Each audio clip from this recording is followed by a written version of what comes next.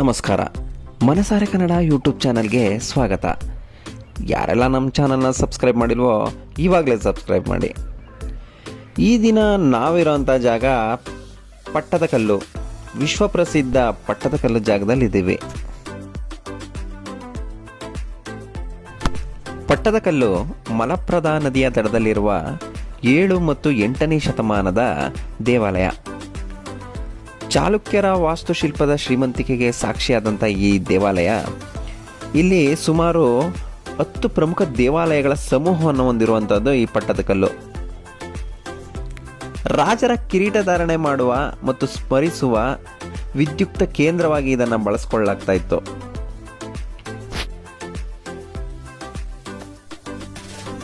ಈ ದೇವಾಲಯ ದ್ರಾವಿಡ ಮತ್ತು ಆರ್ಯ ಎರಡೂ ಶೈಲಿಗಳ ಮಿಶ್ರಣ ವಾಸ್ತುಶಿಲ್ಪವನ್ನು ಹೊಂದಿದೆ. ಪಟ್ಟದಕಲ್ಲು ಅಂದರೆ ಪಟ್ಟಾಭಿಷೇಕದ ಕಲ್ಲು ಎಂದರ್ಥ. ಏಕೆಂದರೆ ಇಲ್ಲಿ ಅನೇಕ ಚಾಲುಕ್ಯ ರಾಜರು ಪಟ್ಟಾಭಿಷೇಕಿಸಲ್ಪಟ್ಟಿದ್ದಾರೆ.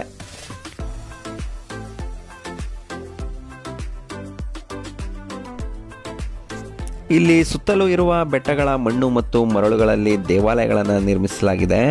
ಆದ್ದರಿಂದ ಇದನ್ನು ಕೆಂಪು ಮಣ್ಣಿನ ಕಣಿವೆ ಅಂತ ಕೂಡ ಕರೀತಾರೆ.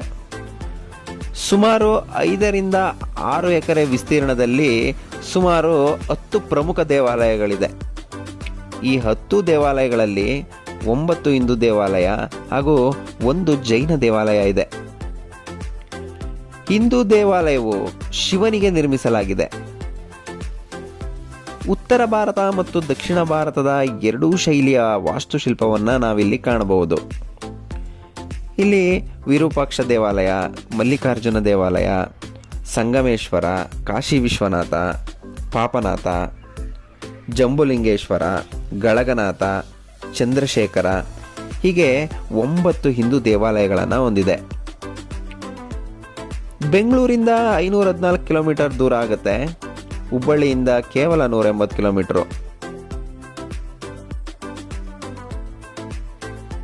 ವಾಸ್ತುಶಿಲ್ಪಗಳ ನೆಲೆಬೇಡಾಗಿರುವ ಕರ್ನಾಟಕದಲ್ಲಿ ನಮ್ಮ ಪಟ್ಟದಕಲ್ಲು ದೇವಾಲಯ ಪ್ರಸಿದ್ಧವಾದಂಥ ಐತಿಹಾಸಿಕ ಪ್ರಸಿದ್ಧ ದೇವಾಲಯಗಳು ಇಲ್ಲಿ ಕಾಣಬಹುದು.